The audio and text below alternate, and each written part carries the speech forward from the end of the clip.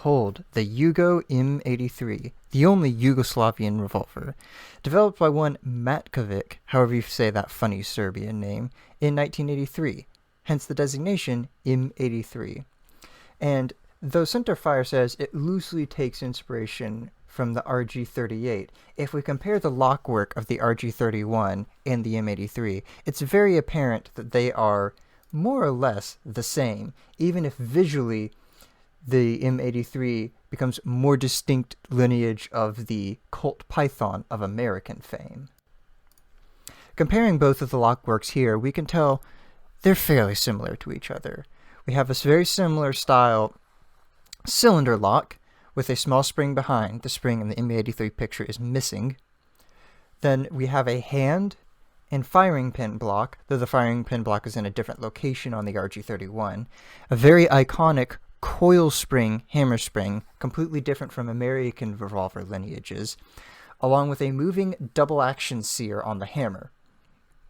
Again, very different from American lineages, though much more similar to the Smith & Wesson family of lockworks. We also see the similar wound coil spring with two ends, not unlike that which one would find on a clothespin, that acts as the trigger spring that pushes it forward. All in all, very similar lockworks, even if stylistically more close to the Colt Python, and particularly for the cylinder release on the M83, more styled after the Smith & Wesson, even if similar in function as found on the RG31. And here we see that cylinder release. Notice its more circular shape, as is more common on Smith & Wessons compared to the Rohms.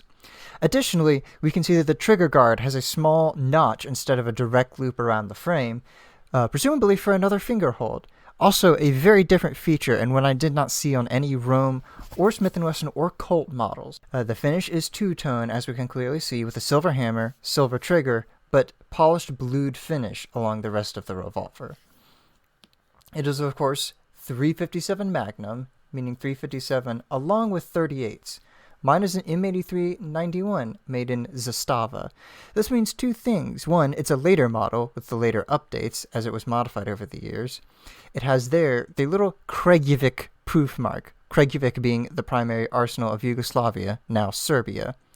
It's also marked 91BB. What the BBs mean, I do not know. That information is not readily available. Now, the interesting thing is, since it's marked Zastava, but lacks Yugoslavia, this indicates that it's a much later model, as they were originally marked Zastava Yugoslavia. Now, of course, the Yugoslavian Republic began to fall apart by the time this revolver was manufactured, and as such, it came to an end. The double action is very heavy, around 15 pounds. The single action is not much better. It's lighter, but it's less of a clean break and a very heavy single action trigger, which isn't great, especially for what it is. But, made by the Yugoslavia, their first ever revolver, it's quite an impressive piece, especially when its descent is not that of American revolvers that are far more popular with far more decades behind them. And now comes the fun part, disassembly. You'll see this screw is covered by the grips, so in order to disassemble the revolver, we must first remove the grips. A generic size flathead screwdriver bit will do the trick for this particular operation. For this next operation, an extremely thin screwdriver bit is required. The slots in these screws are obviously quite thin, and if you do not have the right size bit, you will strip the screws out, or at least strip parts of the head out, getting them removed. For this large screw, notice its peculiar design. It is not just a screw, it is a screw with a plunger and spring on the end. When you remove this screw, be careful that you do not lose the plunger and spring, as they are the device that holds the crane in. Now with our side plate missing, we can see inside.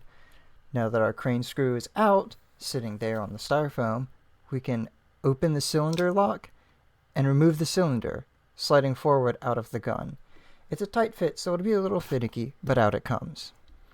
Now we can see the internal workings of the revolver.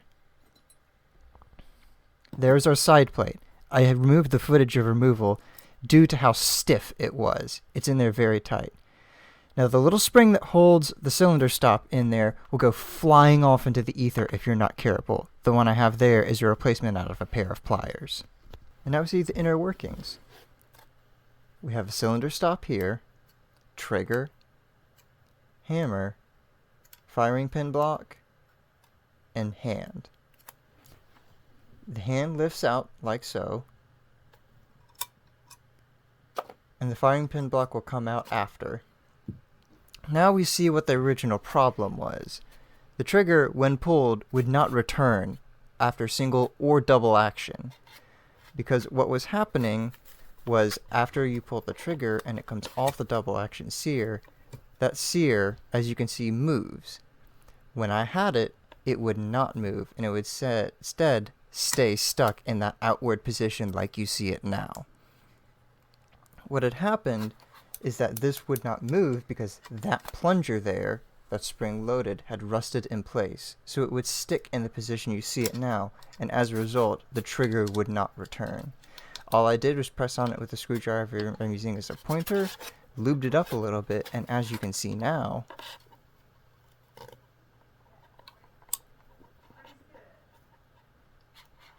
voila, it works perfectly. And now we begin reassembly. We start with the hand, which goes on the rearmost peg of the trigger and leans against this other peg on the frame. Then we move to install the firing pin block, sliding in front of the hammer. This spring keeps pressure on the hand and must be slotted on it. The installation process for it is slot in behind the hammer, spring behind the hand, then it moves to the second peg just beside and below the peg that the hand slides on the trigger.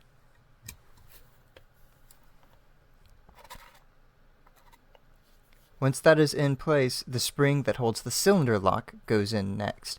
This can be very tricky, and if you don't get it in right, it will go flying again. I had this happen to me once trying to film assembly for this. One tip, though I didn't use it here, is to assemble this in a plastic bag, such that when your spring goes flying, it merely pings into the bag instead of flying out the bag or flying out somewhere else in your room, or, unfortunately for me, the garage, where everything seems to magically disappear into Narnia.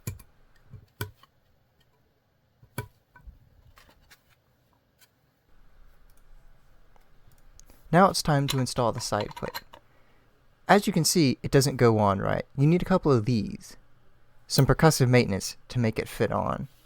Be careful, as you can knock the firing pin block and hand off of their pegs and your cylinder will not time right. Now, as you can see by the white styrofoam, I'm attempting to do this myself. Call this an intermission. If you need some snacks or a drink, now is a good time to get them, because this will definitely take a minute. And now the side plate is on and screwed in. I would like to point out here the hand poking through the frame there.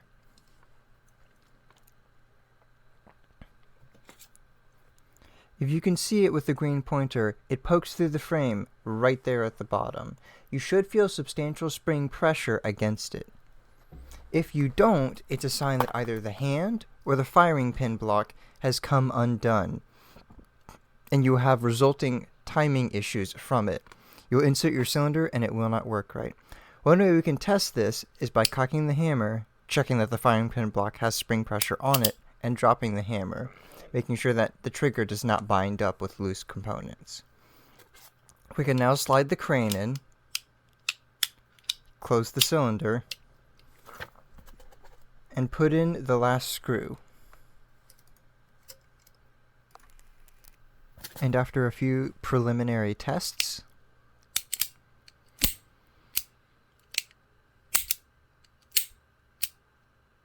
we're good to go. It's time to install the grips. The grips are located by a single roll pin at the bottom rear corner of the grip frame. This will locate the grips. It is important to ensure that when you install them, you install that roll pin into the hole in the grips. That way you do not mash or potentially crack out the hole in the grips themselves. All we do now is merely fit them to the frame and ensure they fit right. And then we put in the screw, and that is the last step of assembly for this gun.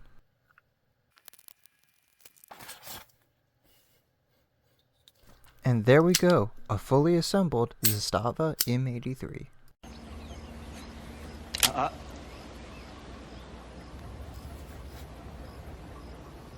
I know what you're thinking, punk. You're thinking, did he fire 6 shots or only 5? Now, to tell you the truth, I forgot myself in all this excitement. But being this is a 44 Magnum, the most powerful handgun in the world, and will blow your head clean off, you've got to ask yourself the question, do I feel lucky?